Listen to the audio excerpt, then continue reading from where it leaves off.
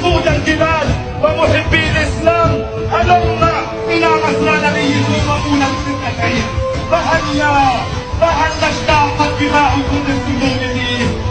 هنا أرضكم المباركة، هلم فحرروها وطهروها.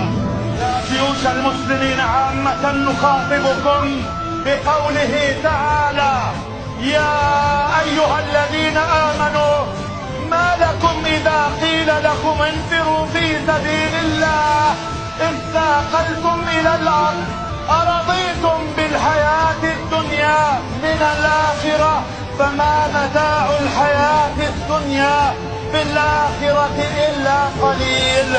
إلا تنفروا